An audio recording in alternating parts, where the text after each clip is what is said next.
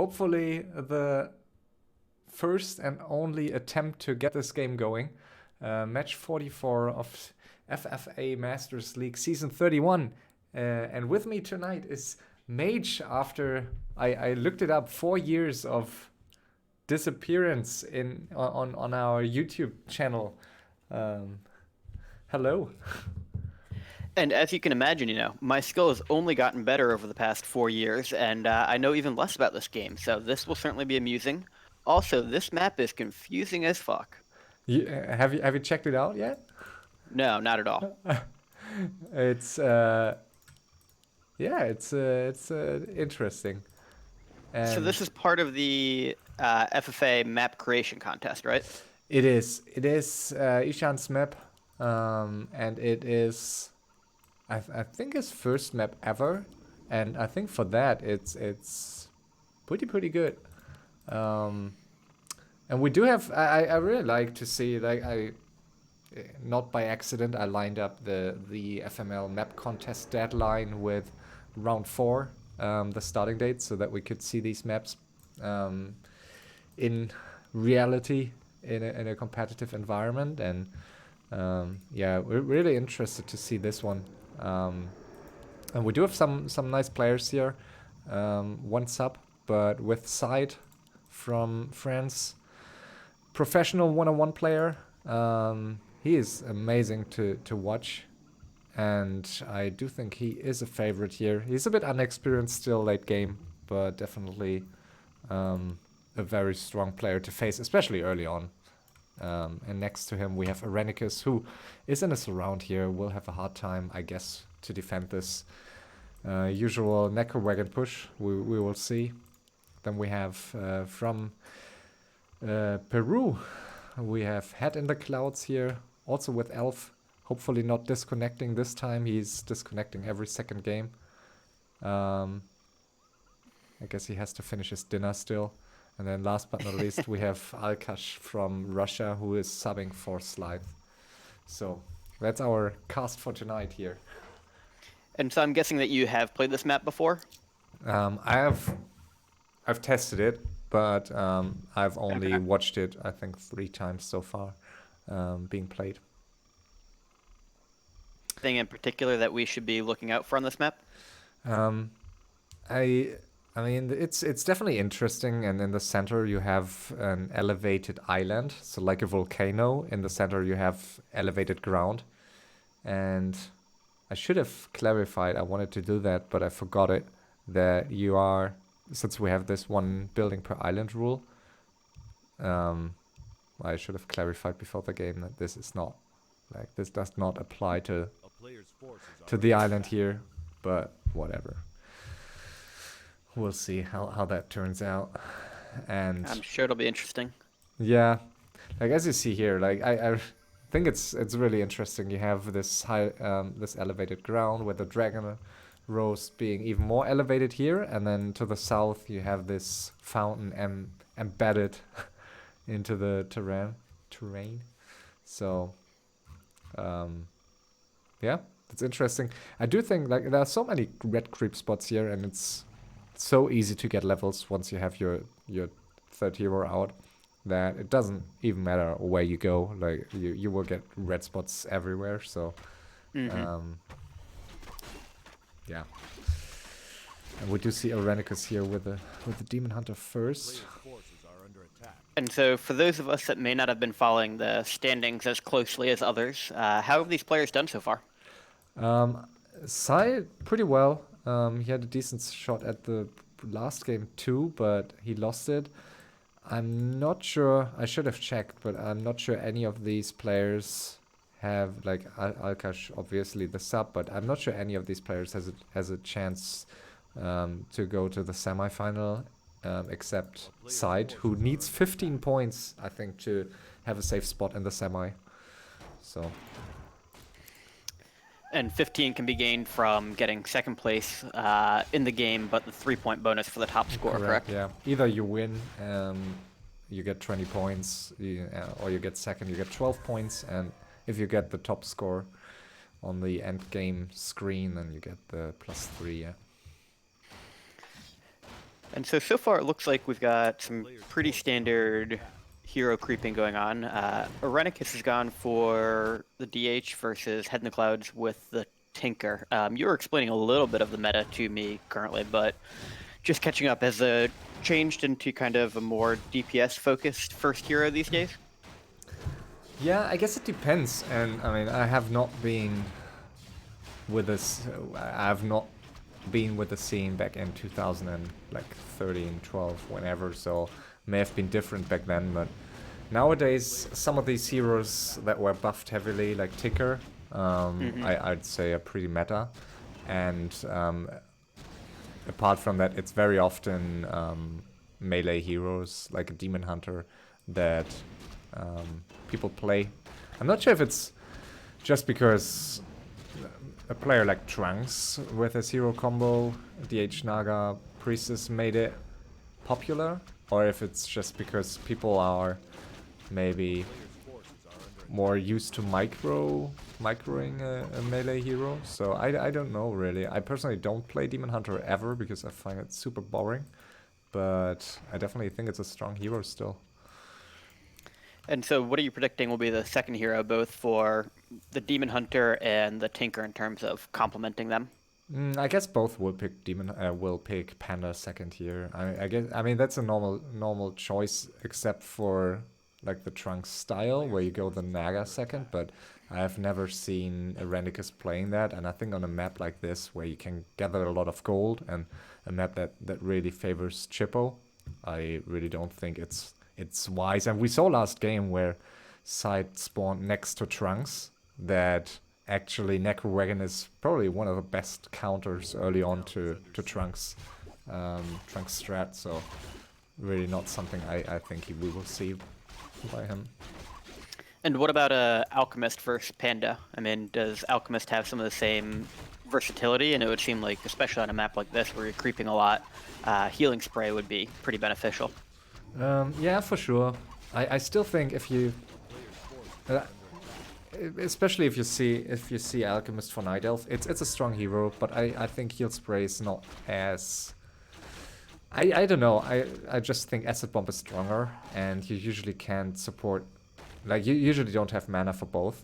But on this map where you can buy pendants of mana in these market squares here in these corners, I do think it would be viable. But I still think Tinker is like the easier choice, and if you go Alchemist, I know Chemical Rage is also pretty good in combination with the Acid Bomb. So, but I think you're right. Heal Spray, I think is slightly underused. And I presume both of our Night Elf players are probably going to pick up a Keeper of the Grove as their third hero.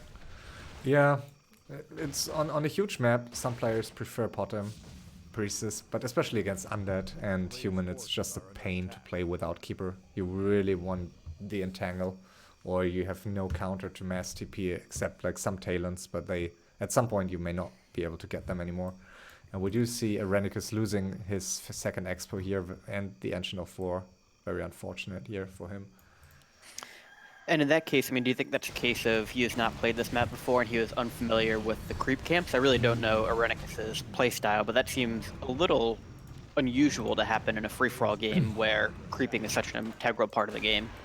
Yeah, I don't know, and I do expect that, I would have expected him to test it, so I think he tested it, but still, like, on a map with strong creep camps, like, in some cases it feels different in like the real game, and the creeps behave differently somehow, and I don't know, but that was unfortunate. I don't think how it happened. Maybe the Ancient of War was attacked too early, but It looked like he only went in with 2 archers when he was trying to creep it and lost the Ancient of War easily because there's no trees around it for him to heal. Yeah. And so what about human and undead? I mean, back when I was more active, the meta was usually Archmage, Mountain King, Paladin for human, and Death Knight Lich, and then either Dreadlord or possibly throwing in a random Pit Lord or Crypt Lord if you were Warpex. So how has that changed, or is that pretty standard still? On the human side, I'd say it's it changed. It doesn't like it's not really different than it has been because the hero choice is still the same, but gyros were buffed quite heavily, so you now have these gyros that are more costly but also deal way more damage. I've been noticing that as a Night Elf player. They Yeah. take out the hippos really quickly now. Yeah, they're pretty amazing units if you can keep them alive. And also the human orb is now, instead of the splash effect, it now has this healing reduction effect. So if you hit someone else's unit or hero with your orb, for I think 3 seconds, it has like it only from whatever healing effect, it will only benefit, like it will only get like 66% of that. So especially against undead, that's strong.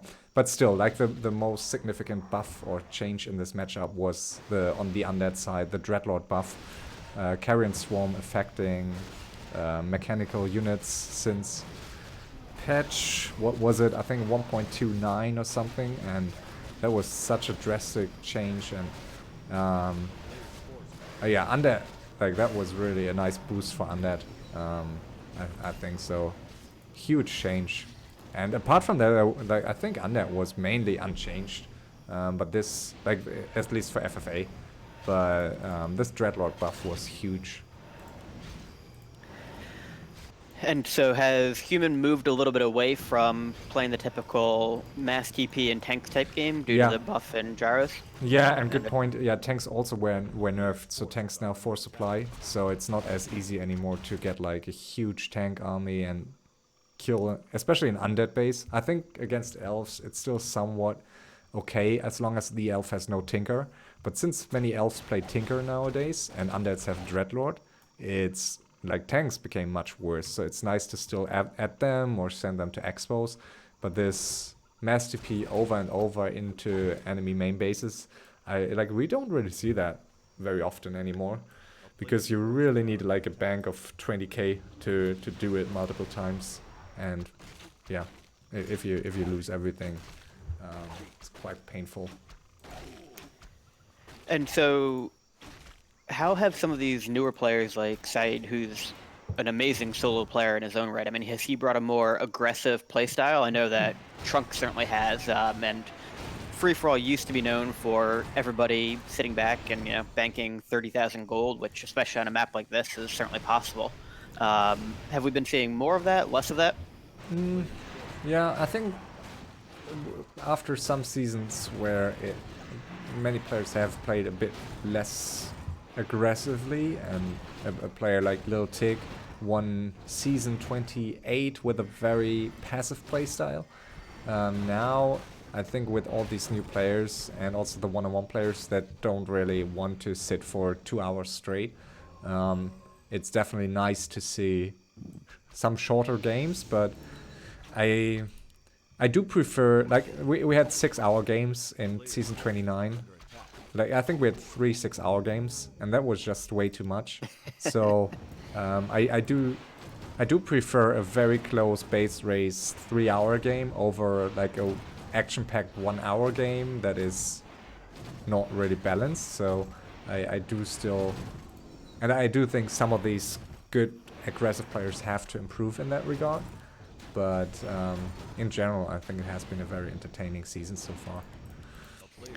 And so it looks like Headintheclouds, that is his name, right? Headintheclouds? Yes, it is. Yeah, he has already broken up to 80 and looks to be harassing Airenikus. I mean, this seems to be kind of an interesting move to hit into the surround as opposed to breaking out on the human.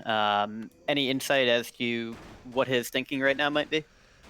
Good question, because like with this hero combo here and these bears and drides, I think he would have a decent shot against the human also. So I do think it would have been the better move to attack the human, and as you say, it's usually not a good move to attack into surround. That's not what you want to do, because you weaken both of you, and you really like you want to break out, you want to get some expos and want to get a free side. And there are, what I forgot to mention, so on this map there are some portals. They don't look like portals, but they are. So you can go cross map quite easily, and I'm not sure all players know that. So Yeah, that's definitely an important thing to know, especially yeah, is it only top left to bottom right, or are there bottom left to top right as well? yeah, both. Okay. Um, that would be interesting. I mean, if SyDe knows about that, then that would seem like a pretty opportune time to hit the human at some point. It does look like we are seeing the human go up to 62 as we see Headintheclouds come in here. Do you think that Headintheclouds is going to face any repercussions from harassing Blue's Expo, or do you think Airenikus is the type of player that's going to let that go and let them fight it out on their own? Airenikus, I think, does not hold grudges unless it's like in his favor, and he didn't even lose his expo, so I think he's in a decent spot. I'm not sure what that was by Headintheclouds. Maybe he wasn't focused for a second or hasn't scouted well. I don't know. But I think this push now slightly too late, maybe, but we'll see. At least he's taking a lot of damage on this Tinker, and there's no potion, so he is staffing the Tinker out. Does he have another TP here? He does not have another TP. But looking very good for him still. I do think it's a fight that he can easily win. He's not even using the wand of the wind here. Yeah, it does seem like how did you pronounce the human's name? I've always called him AJK. Alkash. Alkash. It seems like Alkash was caught a little bit off guard here and probably is going to face the consequences for that. We do see the Tinker is on its way back down here. Alkash down to 63 food, but he is lumberlocked at 240 right now, and despite producing a bunch of Griffins, I mean, there are a bunch of Dryads here for Headintheclouds. Yeah, and I really dislike these against Night Elf. If you're in this position, I think it's really questionable if you want to have these Griffin Hawks early. I think workshops and a barrack are more valuable, because you can't, as we see here, like you can't defend this kind of Night Elf push with just a few Griffins. They die too quickly. So I think you really want, like, just pump out some ground stuff. Some Knights, some Water in the back, some Casters, and just hope that you can push back the Elf. But Griffins are not doing the job here, I think. Yeah, what do you think his thought process here? I mean, if anything, I would think that Dragonhawks might even be more helpful since they have piercing damage, and there are a bunch of Dryads included in Headintheclouds' army. But against Elf Orb and against Archers, they still, like, if you get like 10 of them, it's nice. And if you have the, I do agree, like if you have the Griffin Aviaries, I guess it would still be better here than. It's difficult because there are bears, and Griffins are pretty amazing against bears, but it still feels kind of useless if you just, as we see and here. So, I mean, we see Alkash has about 7,000 gold, 600 wood, but he is a sub here. He's not playing for any points. He's got 2 expos. Do you think he's likely to tap out and call this GG before too long, or do you think he's the type of player that's going to try and stay in here and make Headintheclouds fight for every bit of it? I think with his gold, he is. Oh, and we do see a lost hero here. Sorry. Yeah, that was SyDe lost it to the creeps. Yeah, that's a very interesting. Oh, and the DK. Whew. Yeah, nice save there, but these are tough creeps for sure. Needs to be very careful. We saw earlier that Airenikus had lost his panda to the creeps as well. I had wondered if that was them skirmishing, but it turns out they're both just having a ball fighting the creeps. Yeah, SyDe is having a very hard time here. And I do think, back to your question, I do think that Alkash is trying to survive here. With 6k gold on a map like this, I don't think you would tap out overly quickly. And I don't think Alkash is a player who do that. I think he's not in the... Yeah, he's not really out yet, but I'm not sure why he's taking this fight already. I do think it's too early here. He needed more mana, and now he's potentially losing all his heroes again.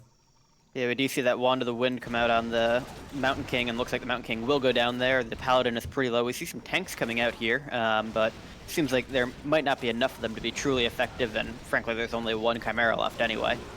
Yeah, I think he should have sent the tanks towards Hat's main base. Maybe. Oh, he does that now, I guess? Yeah. I think that's a much better call. Yeah, the same idea. Yeah. We do know that there's a staff on the Panda. We've got level 6 Tinker already, so I suspect that even if the tanks do go harass them, they're just going to staff that Tinker back, and it frankly won't be all that effective. Yeah. Well, Airenikus is up yeah. to 100 food, by the way. He's looking to attack SyDe any moment, I believe. Yeah, and SyDe is having a shade here in Airenikus' main base, but I'm not 100% sure if he saw it. He's not pumping units, so this might be a very, very crushing attack here by Airenikus. And I'm not sure, like, there are a lot of towers, so I guess he will be able to defend it eventually, but he's, yeah, cross-map, not full mana, so needs to be very careful here. And so, if you're in Airenikus' shoes here, what is your priority in terms of taking out buildings? Are you going for the towers first? Are you going for the crypts to prevent the gargoyles from coming out? Or do you try and take out the Black Citadel to prevent a TP from coming back? I mean, you're a good Night Elf player. What's your mindset going into this? It depends on the base layout. I think in this situation I would rather try to kill the spirit towers, because if you have an advantage in Gargs, I don't think like 3 additional Gargs will make a huge difference still. But these towers deal quite some damage over time, and I do think it's the easier way just to kill them. Like it's they are one shot basically, so if 4 shots and all these spirit towers are gone, while the what's he doing? It's no chat match. Yeah. And he always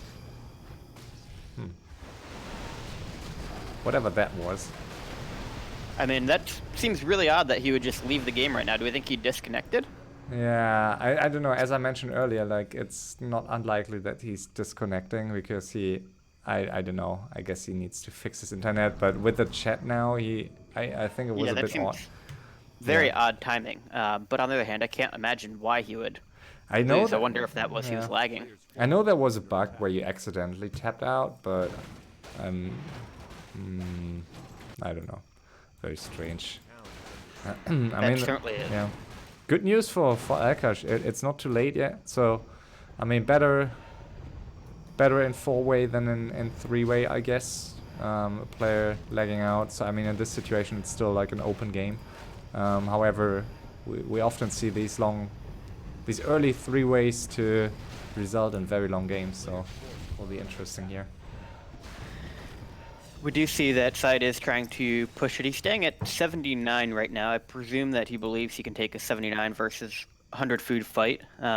You've seen both players play a fair bit. I mean, do you think that's a fair skill assessment, or do you think he's going to have to push up to 100 if he wants to be aggressive against Airenikus? I think with these hero levels, you really want to be 100. I don't know. It's always difficult to tell versus Demon Hunter, but especially if Airenikus can get off some mana burns here, I just don't think he will be able to fight against like the elf here. It's just too much damage, and you need your heroes to deal the AoE damage. So I do think against the Demon Hunter at this point, he really wants to be 100 supply. And he's on 10k, so you don't want to risk losing everything. His main base is not overly big, so yeah. And I do find it interesting that in the match I hosted yesterday on this map, that SyDe played, he crept way more convincingly. He crept to 555 without losing anything and had a huge bang. Now it looks a bit more, I don't know, I guess he would still get up to 555 here, but it's not looking as convincingly. Yep, and it looks like SyDe has done a nice job of scouting everything out with his shade. He's seen that the human is pretty much completely out of it, but I've really not seen any scouting coming from Airenikus, and so, I mean, I wonder if he thinks that the human was able to take out the other Night Elf, and he believes that the human is the strongest player at the moment. Yeah, good question. I don't think he is scouting at this point, but I've not seen any blue wisps or hippos down at the bottom, and oof, big fight coming in here. It looks like SyDe is going for a little bit of hero hunting. Yeah, and that's so it's so annoying to fight as elf against this kiting. And as we see here, like that was an instant kill. I would like to see triple staff here for Airenikus, but he had the staff ready on the keeper, so I think he could have staffed him. But it's just your heroes die so quickly against this nuke. And yeah, nice kiting. Good kiting here. Yeah, yep. but no more mana here, so That's the downside. Like, he needs to buy some mana items. I think that would definitely be worth it at this point. So I think he should visit the market soon. And what do you think Airenikus' rationale for not having anti-magic potions on his heroes? Is it just he got caught off guard and wasn't near a shop, or is there some other reasoning for that? I mean, it can be dispelled. So I think at this point, it's not making a huge difference. I think at this point in game, if you play against an undead player that can micro well, it's not making a big difference because it will get stopped anyways easily, and I don't know. Oof, Demon Hunter getting low here, having to TP out. Was very close here. And yeah, Alkash has some time to hoard on 50 now. He is up to 11k gold almost, so he is in a good shape here. Yep, and he's running off of 3 bases, it looks like, currently, building up a back base where his old main was. Although, damn, these dragon turtles are coming in and taking out a little bit of that. Looks like he might have built it too close to that red creep camp. And look at this shop. I really like it. If you scroll down, if you use a scroll wheel, it's on a tiny hill. But you see, so yeah, sorry. Let's go through all the different players here. I mean, if you were in Alkash's shoes, what's your thought process right now? Are you just trying to keep yourself out of it, hoard as much gold as you can, and creep up, say, you're 555? For sure. I mean, you can creep with all the creeps that are left. You can creep to 555 easily. So, I mean, so you get the gold, you get the levels. Obviously, you want to scout, and it's no chat mode, so the other two players will only be able to piece by putting down items. But you want to know before someone is going to attack you. And I do think he's rebuilding a bit too slowly here for my taste. But I do like the position he's rebuilding in. So this is next to the market here. It's a very interesting position. So he can fill the entire corner here with his main base. And it's far away from the others, and it's very, very well protected. And so moving on, and let's go clockwise order. If you're in Airenikus' shoes, you know, you've been, I would argue, losing fights to side. You know, you're in a 3-way. He's at 80 food right now, but he's only running off of 2 expos currently. What are you trying to do? I mean, are you trying to instigate peace with side? Are you trying to take him out? I mean, as long as you have gold, it's still 3 ways. So I don't really know why he would be piecing now, but I don't think it's the right call to fight on 80 supply here. I think you should try to go to 100 supply, try to win a fight convincingly, and take the fight into side's main base so he can't get kited easily, and try to get some experience, because that's what he's really lacking here. I do think he's just feeding his units into side. Instead, he could also use his 80 supply to a creep and get the same levels or more levels. So I don't think it's a good trade here for him. Well, and Airenikus really only has enough gold to buy up to 100 one time, and exactly, after that he's going to be out. But I think that's what he should do. He should go to 100, attack side's main base, drop to 50, and then it's his time to get mines again and peace and get some gold. Because here, he's not getting any gold right now, and he's not getting any experience either, so it's not really a pleasant situation for him, but it's 3-way, so he will get his chance to hoard at some point, unless side is tunnel visioning. But I don't really think he is. And what type of army composition should it be used to fighting an undead right now who's mostly composed of, you know, a Frostworm, a couple Destros, and some Gargoyles? Yeah, that's a downside. But the heroes being the main issue. That's a downside about Demon Hunter, right? Like, if I would have a level 5 Tinker in this situation, I would feel comfortable against these Gargs without overly... Like, I would need hippos, but not as many as he needs with just the Panda as the AoE. So... it's much easier to kill the Gargs over time if you have a Tinker, especially if you defend on your main base. And there might be a risk here for him to... I think side could try, but it's a very risky move, could try to finish Airenikus. But Airenikus is very good at rebuilding, so I'm not sure it's a wise move on a map like this, but he could try to force the 1-on-1. And just one more bit on Airenikus, but seeing as you're a Night Elf player and you've got a lot of experience in these situations, I mean, we see him mostly focusing on the gargoyles right now with the Yep. occasional hero targeting. What should the Night Elf player be focusing on a fight in their base? Yeah, good question. I mean, you in this situation, if you want to force him back, I guess you want to focus the DK. Ooh, DK is getting very low there. Pops a yeah. potion at the last minute. So that's a good call here. Normally, if you have enough AoE damage, you want to get Yeah, experience off the Gargs, but yeah, we see here, he's just not nicely saving the DH, but he's just not getting enough, he's just not getting enough pickups, and he's just losing his heroes over and over, so... Brutal fight for Airenikus, and I mean, yeah. I know you've said he's good at rebuilding, but this seems like it's going to be incredibly hard to come back from. Yeah, I'm not sure why he's pumping more hippos now. He really should. Like, I think he should really realize that 4 additional hippos won't do the job, but it will really help him. Trip 6. Yeah. Okay, and so for a final player side, I mean, he seems like he's going to be in pretty great position after all this, and could be forcing a 1v1 unless he gets himself teamed out. But what should he be focusing on right now? Yeah, good question. Honestly, I think it's on a smaller map. I think this would be a nice situation where you could try to force the 1-on-1 and just try to finish Airenikus if you feel confident that he has no gold anymore. But on this map, I think it's too big of a risk. Chasing a player down for too long now will just lead to a human player, and he doesn't know how much gold this human player has. I mean, he saw that he has lost the main base, but he has no idea.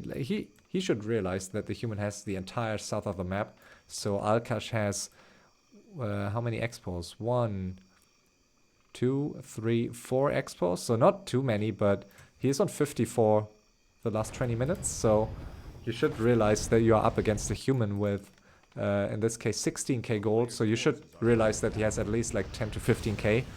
And on a map where he can get mass TP with a main base that's not overly big as SyDe is, I wouldn't force the final 1-on-1 here, but we'll see. And so what would you do in SyDe's shoes then? Do you let off of Airenikus and hoard some more gold yourself? I mean, especially in a no-chat matchup, how do you handle a situation like this? Yeah, I mean, against certain players, if you try to finish... Like, if you try to finish all his buildings for some time, they might not be willing to peace anymore. So I think he may have passed that point in time here. So he's finishing Airenikus' buildings, but I guess I would have finished... I would have pieced before finishing all the main base here. And I think try to finish the human then would have been a nice opportunity for him to secure the win. Now he will be forced into chasing down Airenikus, and I think Airenikus should be able to stay alive for a lot longer. He has wisps everywhere, he has gold, so I don't see him finishing Aaron anytime soon here. And do you think Airenikus is going to harass SyDe and be a pain in his ass, or do you expect him to just kind of fall off the radar and try to hoard gold and get back into the game that way? Yeah, that's his. I think that's more his style. I think he will play passively, and I'm not a big fan of this harassing style. It's not like it's usually not going to help you much, unless that player is still attacking you. But as long as you see that the other 2 players fighting, I don't really think there's a need to harass, unless you really desperately need that experience. But I don't think Aaron will. He will just try to stay alive here. And I think he needs to be careful though. So he has some buildings, but he has some buildings, he has some gold, but can still get defeated here. I think he should try to signal to Alkash that he needs some help. I think that would be a nice call here by him. And so how does one do that in a no-chat game? I mean, you mentioned earlier that you can provide some items, but I suspect a lot of our viewers are not overly familiar with the nuances of how to differentiate between a regular chat free-for-all and a no-chat free-for-all. I mean, what are some of the subtle cues that the players are looking for and picking up along the way? Yeah, honestly, I don't think, especially if you have experienced players in the game, it doesn't matter too much if it's chat or no chat, because it will look similar, and players will still use their FFA sense to see what makes most sense. And if you you just signal peace instead of typing peace, you will do that by just putting down an item somewhere in the base of the player that you want to peace with. So it's pretty straightforward. You can also just dance around with your hero, but that's usually only really useful if you just fouled that player and then you do that. So This is a ridiculous creep camp in the middle, by the way. yeah, it's fun. SyDe is already so high on levels, it doesn't really bother him anymore, Yeah. but early on it's really dealing a lot of damage. And he hasn't even grabbed the dragon's creep spot yet. Well, unfortunately, he got a Mask of Death out of it. I mean, obviously there's a pretty high tier of item drops within that, but I can't think of a whole lot worse item for him to pick up. Yeah, I guess, but there are so many markets and he has 20k, so I guess he should be fine. And it looks like a game where he could get the top score quite easily if this continues, so I think he's in a decent spot here. But needs to be very careful. I do think this is exactly the time where he should try to finish Airenikus as quickly as he can. But I don't really know why he's creeping the center now. Like, there's a risk that the enemies get these creep spots, but I don't know. I mean, I think he's wasting some time here. So When he picks up a Orb of Frost there, and did he hire the Black Dragon? He did. Okay. So he's up to 80 with the Black Dragon, which is one of my favorite units in the Warcraft game. Yeah. But I'm curious. I mean, this would seem like he wanted that dragon in order to go ahead and finish the creep camps and try to take out Airenikus. But he seems to be moving very slowly and with not a whole lot of urgency. I mean, is there something that I'm missing, or is that kind of your sense as well? Yeah, I mean, as long as Alkash isn't helping, but now it seems Arenis... What's he doing here? Now Alkash is pushing to 80, so I guess he might be helping soon here. He's getting some tanks, so I think SyDe missed his window here. I don't think he will be able to finish Eren. And as you say, I think he lost some time here.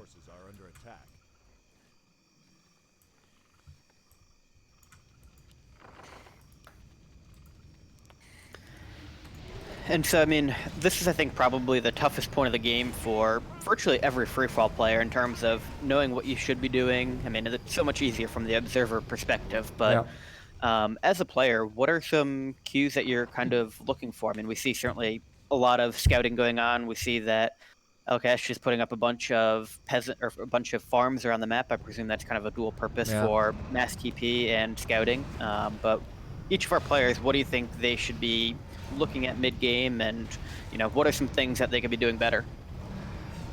Difficult to say, because in this situation they all have a pretty... Like, Airenikus lost his main base, Alkash was almost defeated early on, but then his enemy dropped for some reason. And SyDe is... It's very difficult to tell. Usually, like, the balancing is not overly difficult in my eyes, so you just try to fight players, and if you're nice, you try not to fight a player that is already fighting the other player, so you just wait, try to get some gold, or try to just scout and only attack after the other two players have stopped fighting. And unless you know that you can just finish both of them immediately, so in that case obviously you play for win, so you should try to seal the deal. But apart from that, like, you just fight and you hope to get better traits than the other players. And eventually, and I think that's something many people are missing late game, if you're in a three-way and you balance the game and two players lost their main base and are just trying to get some buildings throughout the map, and one player has a big main base still, like, no matter if that player has gold or not, you want to team that player if that's the only way to reduce the size of his main base. So I think that's underrated often, because many matches, for some reason, the player that is weakest all the time but was just not teamed early enough is the one that wins, and I just don't think it's easy to prevent in my eyes. And so, I mean, we see currently we've got 3 expansions for SyDe. Looks like Airenikus is on Is he really down to 1 expansion now? He is. Yeah, and he's harassing. Even that's got another, yeah. Yeah, so after SyDe was finishing his buildings here in the south, which arguably was a mistake, he is harassing now, and Alkash is preparing for a big mass TP fest here, as it seems. He is 80 supply, 20k gold, and where are his heroes? I just don't know where they are right now. I actually don't know either. Where are they? I'm looking around trying to find them.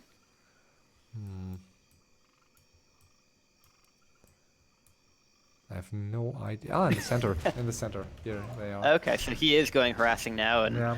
he's still got a full level before he gets to mass TP, though. Yeah.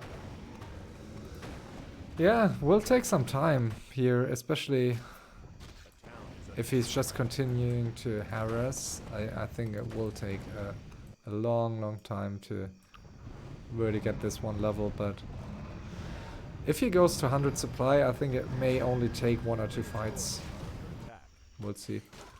And so if you are SyDe here, I mean, do you focus on finishing off the Night Elf and trying to get him completely out of the game so you can move it to a 1v1? Do you now switch your focus over to the human and hope that the Night Elf doesn't harass you while you fight him? How do you kind of balance this if you are in the dominant position of a 3-way? I think he kind of passed the point of no return to some degree. Maybe not against Airenikus. I guess he can still stop, and Airenikus will be able or will be willing to piece him. But I mean, he's still getting plenty of gold. But I think now it makes sense for him to chase down Airenikus, because Alkash doesn't seem to be attacking him here. I think Alkash could have tried to do that a bit earlier. I'm not sure if he can really feel confident about an undead with these heroes and these items and the gold, but maybe he does. But in that case, he could also just try to finish Airenikus. I mean, why would you, like, if Alkash wants the one-on-one, you could also just try to finish Airenikus, but maybe you don't want to. I don't know. Yeah, I mean, I presume that while Alkash may want to take a 1v1, he's not going to turn against having Airenikus continue to harass SyDe while they have that 1v1. I can't see a whole lot of downside to leaving the Night Elf in the game for now. But I am interested. I mean, so what type of army do you expect out of a human? We currently see, mix of mostly spellbreakers and tanks. Do you think that there would be some gyros involved later on? I mean, there's a lot of air for SyDe's army currently.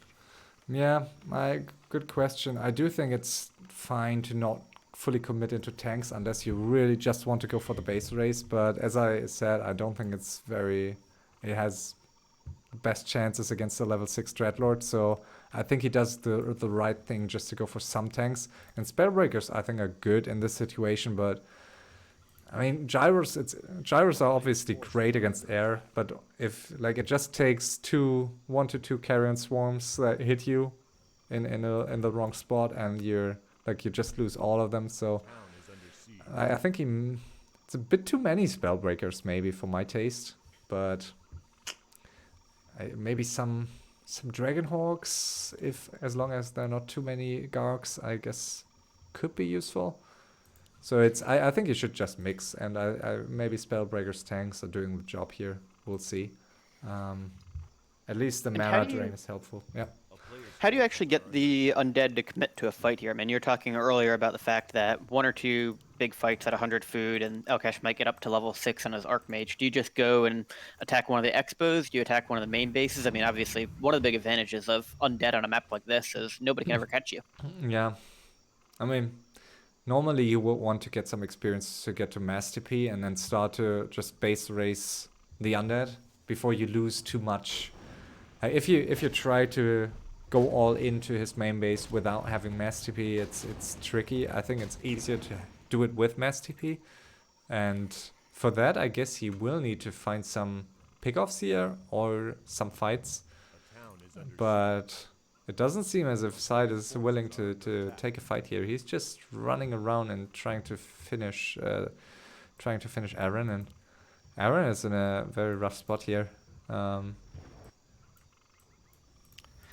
Yeah, and we can see that, currently Alkash is only staying at 77 food, given that his heroes are significantly lower than SyDe's, and unless he wanted to backstab Airenikus right now, he's going to need a lot more army, I would think, to have a fighting chance against SyDe. Do you agree with that decision to stay at 77? I mean, he's got 20,000 gold, so it's not like he is incredibly short right now, and he's putting up another expo that he's towered up. He's got one currently running, and he's drained a bunch of others. Yeah, that's what I was saying. I mean, I think Alkash could, if he, like, either you want to, like, you don't feel confident about facing SyDe. If you don't, you need Airenikus, and in that case, you should help him rather sooner than later. Or you feel confident in this final one-on-one and think you benefit more from this, like, from this situation. And I don't really think he benefits more from waiting at this point, because he's not mining that much more than SyDe is.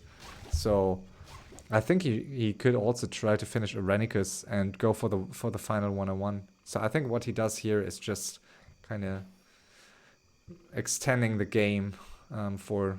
I don't really think it has a huge effect, but now he seems to be... He seems to move north here, so... Yep, looks like we could see an actual fight coming out here. I really have a hard time imagining that this is going to go well for Alkash. Seems like he just will not be in a great position, but he does have that Staff of Silence, which I'm sure will come in handy, and the Orb of Frost with the Dagger of Escape on the Mountain King is certainly a nice combination. If you're in Airenikus' shoes right now, I mean, I get that you want to see it through and play the game out, but do you really see a situation in which he could win? I think a lot of casual free-for-all players really kind of hate the style that Airenikus has right now, where it just feels like they're sticking around to ruin the game as opposed to having any actual shot of winning. Yeah, some players do, but I do think in this case, especially Airenikus, he's in a three-way, anything can happen. So as soon as the other two players have an uneven battle, the weaker player will be reliant on your help. So there's no... Oof, nice surround here on the DK. So at some point, if you stay in the game for long enough, at some point, one of the other two players will need your help, because it's usually not going to be an even battle to the very end. So one of these players will be reliant on you, and that's your chance. So once you make it to three-way in this kind of FFA, anything can happen, and we always like to see these rebuilds and comebacks. So, and Airenikus is we saw it plenty of times by him, so he's very very reluctant to leave the game, and seems to be the case here. So he's rebuilding and getting some gold here. Can't tell if this is SyDe just has his gargoyles out of his command, or if he's intentionally doing this, but he's got a couple over here that are just feeding some free experience to Airenikus and helping him slowly to Alkash and getting him slowly towards level 6. Yeah, it's a huge map, so it's not easy to really, like, there's a lot of multitasking here, and there are so many farms, and now he really realizes that it's a good thing to get rid of these farms before the human has mass TP, so he's killing one farm after the other now. And yeah, we do see now here SyDe is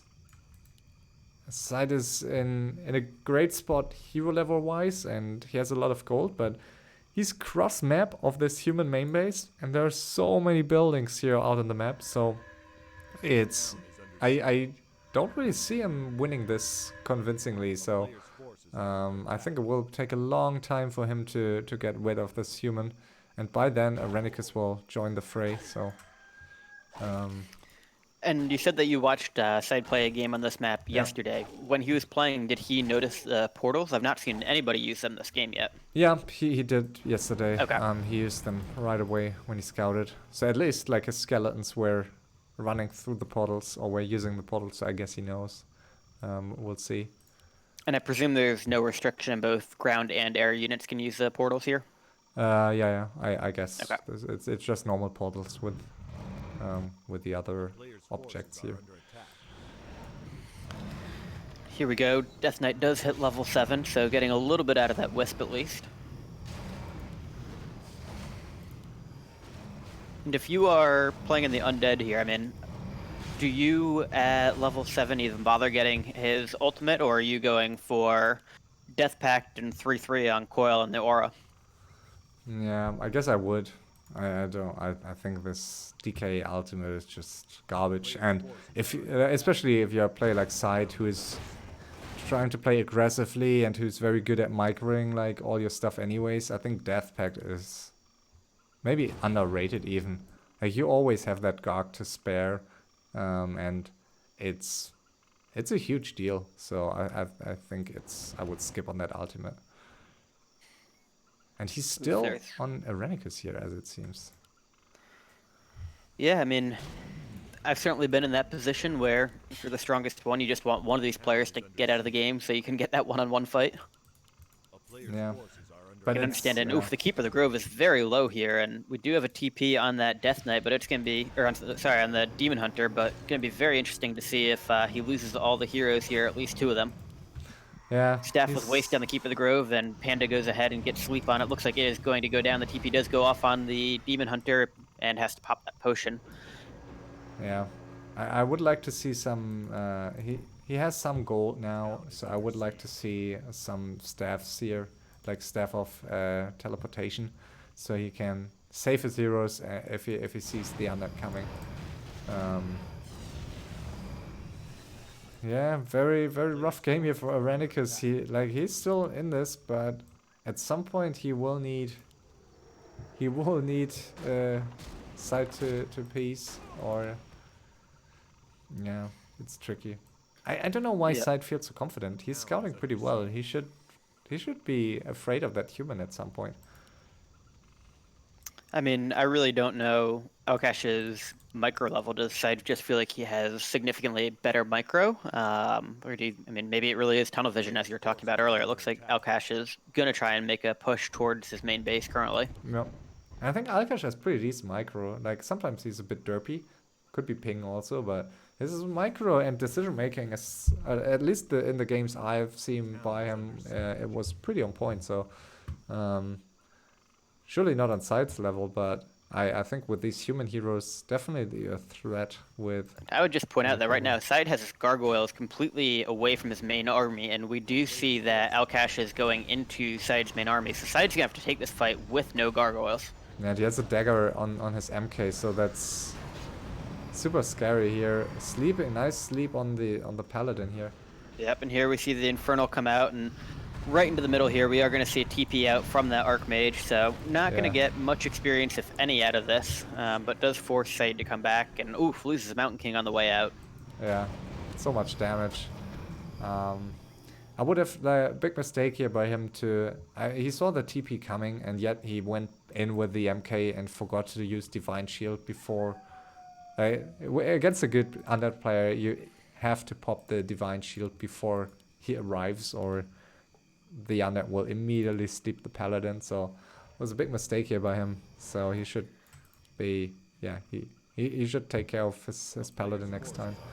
When I do see that there are amulets of spell shoot on the map, since the Lich has one, so seems like that would be a pretty good investment right now for Alkash. Yeah, there's everything on the map here, like all decent items. So yeah, spell shield surely the best item in the game, and he has he has a dagger of escape on the MK, also an amazing item. He has an infernal, he has unholy aura and staff of silence, both Warsong battle drums and ancient Django, so he's pretty well stacked. But I think these auras might be slightly overrated in this situation here, even where you can potentially find spell shields and pendants of mana. He doesn't necessarily need the pendant of mana with brilliance, but he surely wants to get some spell shields. Yeah, and currently he is running around with no TP on any of his heroes. Yeah, super risky. He's passing the shop here, but... there we go. I'm sure he's going to pick one up, but yeah, in general, I like to at least have 2 TPs on my heroes. Yeah, for sure. And yeah, look at SyDe's heroes. His items are getting better and better here. That Lich is ridiculous. Yeah, that Lich is pretty well stacked. He has the Katga's Pipe, one of the best items for undead. And I think he should sell the mask for sure. He should get maybe some parry up. There's some Katga's Gem of Health and maybe some, yeah, Maybe another Pendant of Mana would be nice here for him. But yeah, he's in a good spot. He's still attacking Airenikus here. But yeah, as I said, I guess at this point, he's just attacking it. He's just attacking a Night Elf building if he sees Ooh, and one. we see... Okay, Alkash is not going to go for the altar. For a moment, it looked like Alkash might finish off Airenikus here. Yeah. I mean, he could. It's really not looking good for Airenikus here. He has 1.6k goal, but he needs to secure some mines here, or he will have not... He won't have the chance to get any more gold here at some point. For the record, I don't think it's looked good for Airenikus in about 40 minutes. This Yeah, is not that's a new true. thing. That's true. Here, another Mask of Death, potentially, but he's not going to invest the gold. I always like... not Mask of Death, but Crown of Crown of Kings. Kings. Yeah. Yeah, I'm always undecided about Crown of Kings. Like, obviously, it's amazing if you have, like, these melee damage-dealing heroes. Or heroes that are just good for the damage, but I just don't feel it's as good if you... Like, if you have a map where you can go for Penance of Mana and all these items. It feels less important, because it's just stats after all. And now we have this attack here inside main base with a bigger army of tanks, so that's going to be interesting here. Here we go, yeah, it's 94 against 99 right now. Obviously some Alkalites involved here, and a nice drop on that Infernal right in the middle of the fight. We do see the Dragonhawk Riders almost instantly dying. And here we go, we see Alkash trying to position himself properly here. Breaker's leading the way. SyDe doing a nice job of kind of kiting back. He is losing a number of these crypts on the edge, but he's certainly got plenty to spare. We see some meat wagons in the back there taking down the tanks, and the tanks are getting very low right now. SyDe doing a nice job of splitting up his army. The tanks are kind of mispositioned here. Looks like we're going to see... Yep, there we go, popping some AMS on his heroes, and this fight is going very well for SyDe, not well for Alkash right now. Airenikus is also revealed in the meantime, which will make it easier. And the Death Knight getting very low here. Death Knight going to have to TP back. Still 92 versus 76 as we speak, with the tanks leading the way. Another big Carrion Swarm should take out a couple of those. But the Infernal doing a nice job actually of blocking off SyDe's heroes in the top part. We do see the Dreadlord level up to 7. We see that the Death Knight is still very low, no potion of vulnerability or TP on it, and it is right next to those Breakers. Breakers continuing to block some of the damage, but Alkash is down to 55 as we speak versus SyDe's 92. SyDe just kind of soaking up some experience as we speak right now. Tank's doing a bunch of damage in the base, but nothing that can't be rebuilt. And those meat wagons continue to be full health right now. We do see most of the Breakers getting out there. And he's TPing out with the Archmage out of range here. This is why you want multiple TPs, folks. Yeah, that's a good demonstration here. And that Paladin is going to be in a rough position momentarily. Yeah, I mean, there's not a huge cooldown on Staff of Silence, but it doesn't... wow, I totally Waygate forgot. going through. And I forgot he's not that far off that undead main base, because there's this freaking portal. So, actually, SyDe is quite close. It is, and I think that that actually may be more beneficial to SyDe. While the Paladin may have escaped there, I think now SyDe's been remembered that he has that, reminded that he has got that Waygate, and he is going to be going right for that main base momentarily. And in the meantime, Airenikus is defeated. SyDe doing a nice job splitting it up there and taking that out. Yeah, a bit surprised that Airenikus is finishing his own buildings here. I think this would have been a nice window, because this was the first real fight between SyDe and Alkash. So usually that's the point where the players find less time to focus on you. So I think he could have tried to get some expos back and some gold. And yeah, so I'm not sure it was a right call here by him, but maybe he was just frustrated that Alkash was not helping him earlier. And did he have any wisps left? Good question. I don't know. Maybe he lost them. Probably he lost them. Yeah. I mean, that's what I think revealed. is he lost them to the Gargs earlier and didn't have a way to rebuild. Okay, no, then definitely, yeah. I was wondering, like, he was revealed, and I assumed he was already finishing himself, but yeah, you're right. He may have lost all wisps. So that's unfortunate, of course. Yeah, once you're revealed, if you really don't have any wisps left, it's, I think, kind of pointless on a map like this, because at some point any of the other players can still finish you. So whatever you do, you're not going to play for win really. Maybe there's like a 0.5% chance that you can still pull it off if the other two players are tunneling on each other for forever. But yeah. All right, so we are down to the final 1v1, and frankly, this has gone much quicker so far than I would have expected on a map this big. I mean, let's talk about some positioning here. We see 16,000 gold and 100 food army for SyDe. We see 100 food army and 12,500 for Alkash, but those hero levels are just massively different. Yeah. You know, you got to presume SyDe's the favorite here, but start with Alkash. If you're in his position, what are you trying to do to get some of the advantage back here? Are you splitting up your tanks? Are you going for the main base the way he seems to be? I guess yeah. I don't know. It's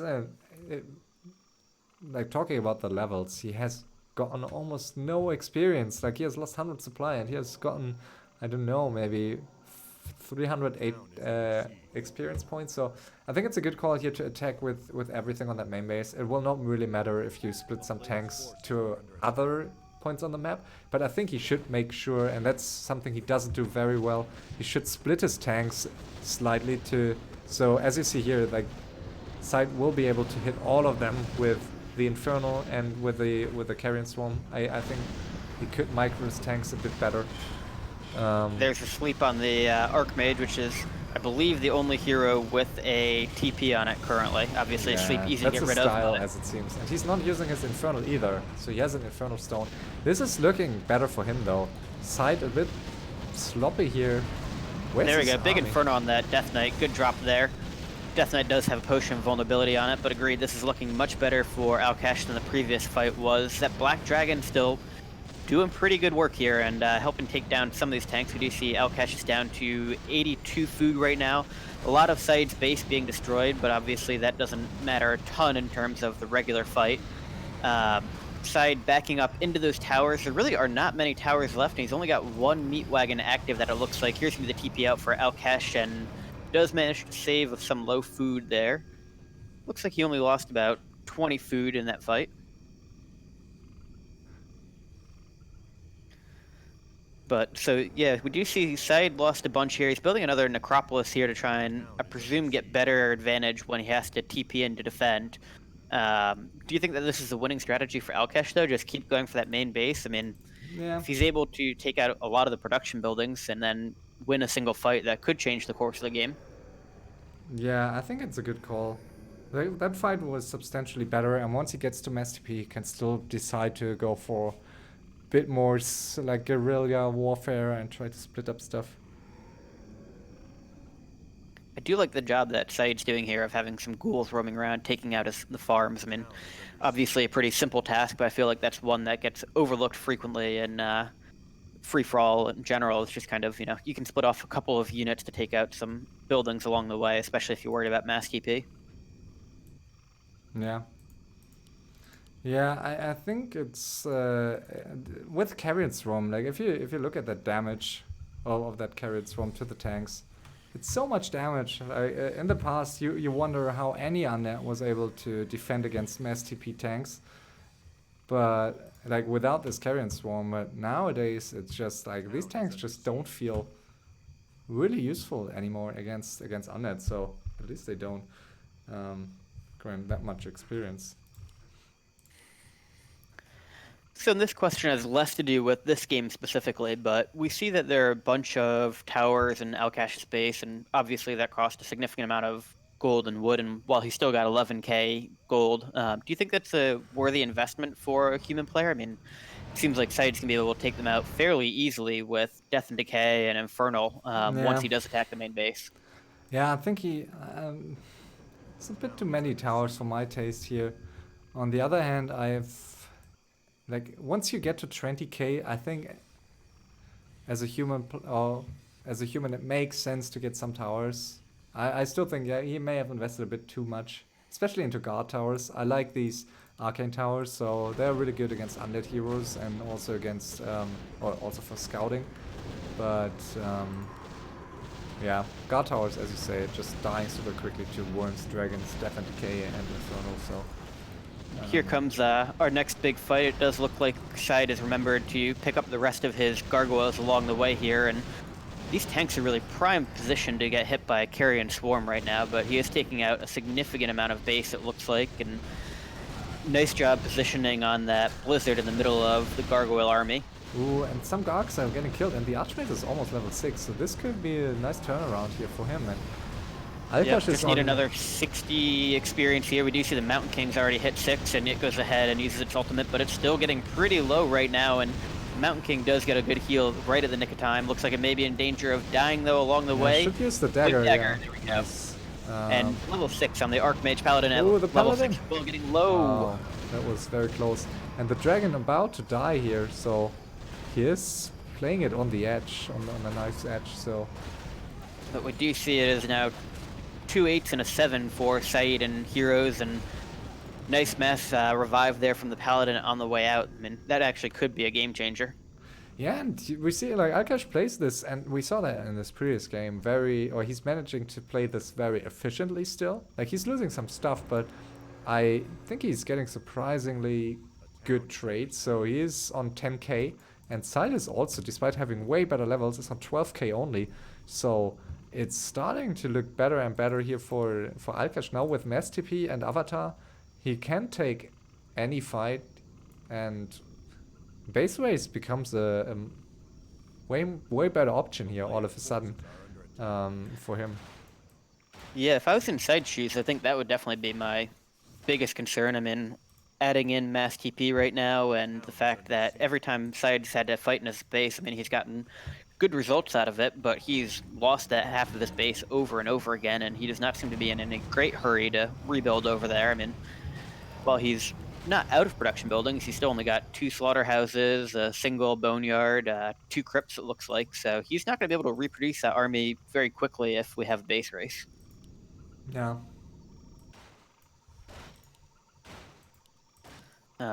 Interestingly enough, it does look like, so we've got 2 gold mines. I'm not sure. Do you remember how much these 2 gold mines have in them?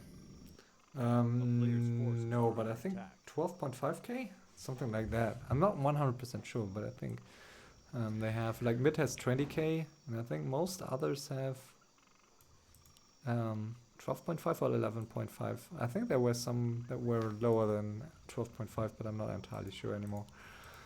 I think this map has not, like, it has, I think, 260k,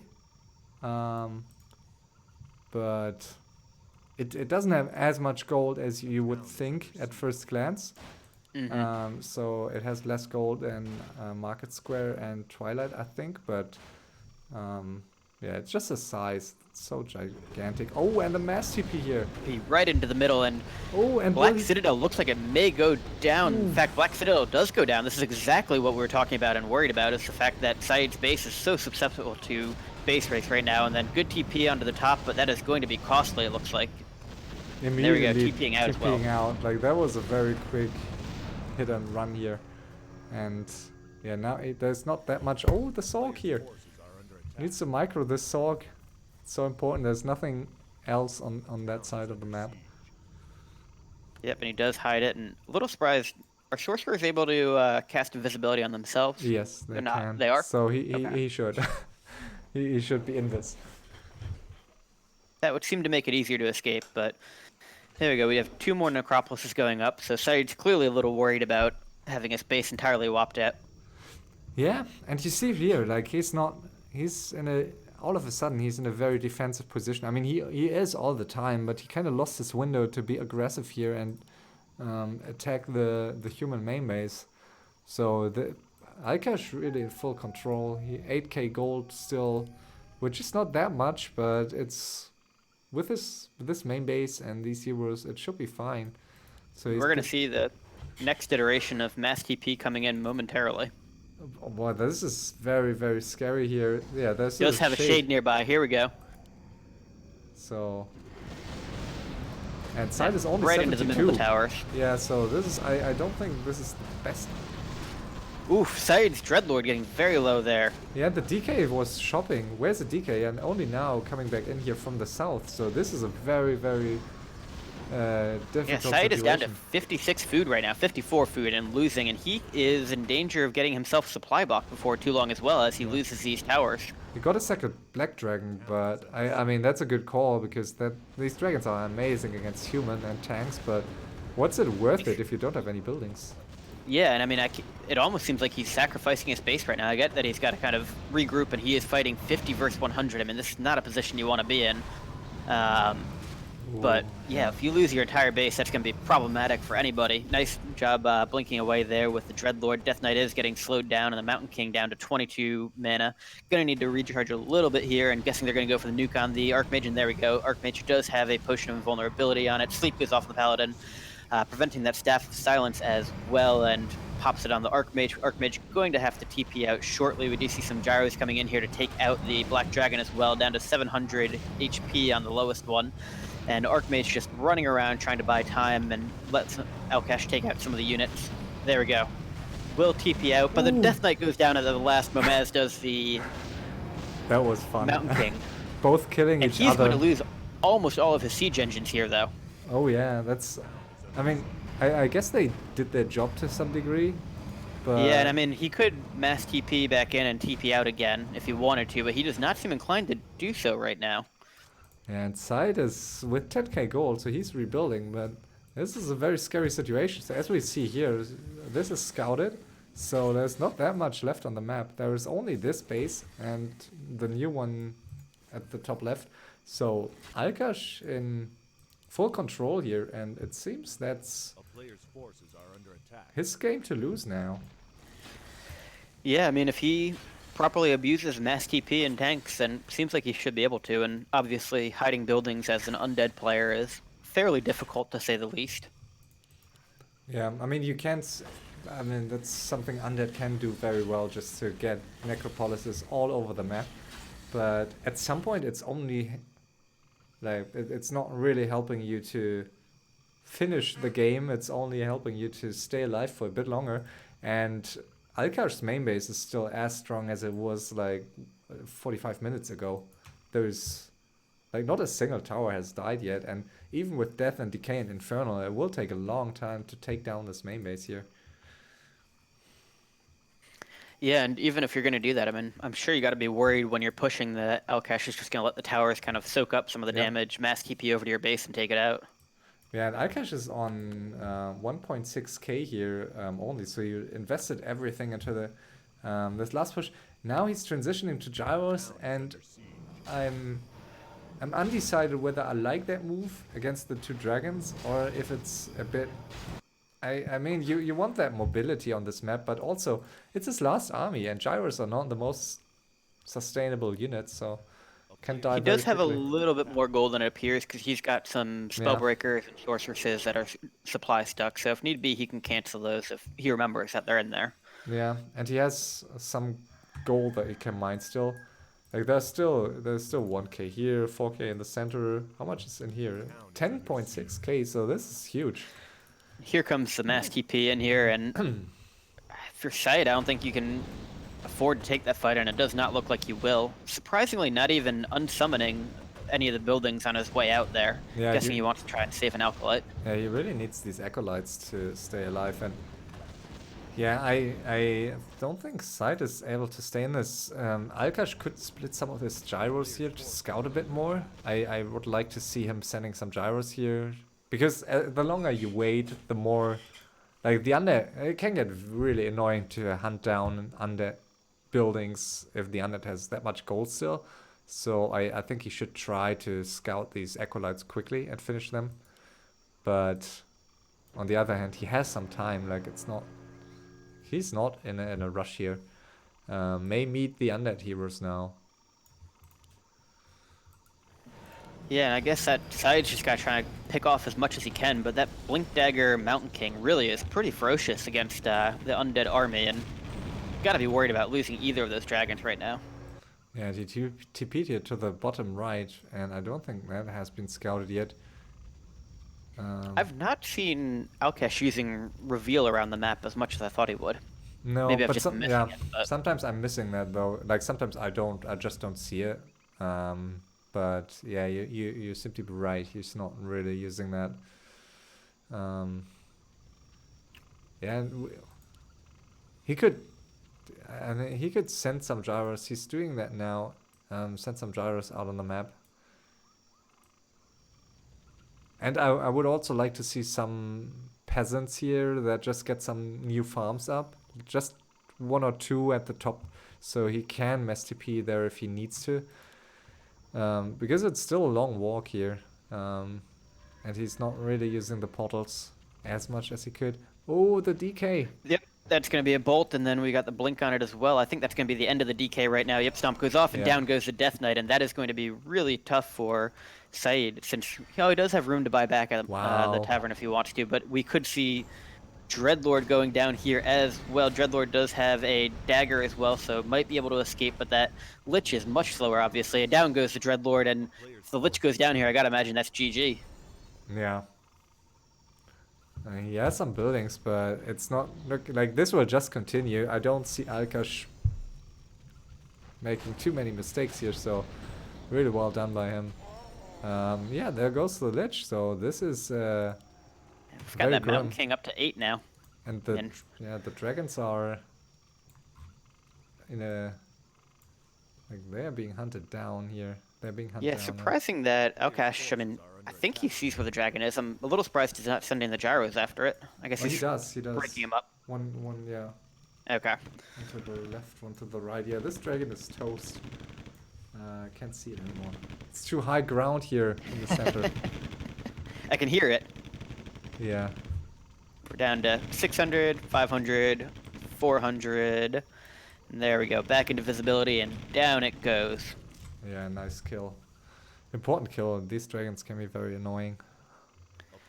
Well, and I'm sure SyDe's not thinking about it right now, but SyDe is in danger of losing the top score, I think. For sure, yeah. I see that too. I don't remember the hero levels. Was it like 988 or something?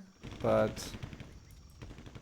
I believe it was, yeah. Now we've got 877 for the human, I believe, and Alkash at this point probably has mined at least as much, if not more, gold, and starting to slowly get himself up there with the kill on these dragons. Yeah, hero levels do play into that, but yeah, he's catching up in hero levels, and he has killed all the buildings, so yeah, I do see Alkash at the top here. And which is quite the turnaround from early in the game when he was on the verge of being eliminated. Yeah, he's still trying, but this will just continue. I don't really see anything.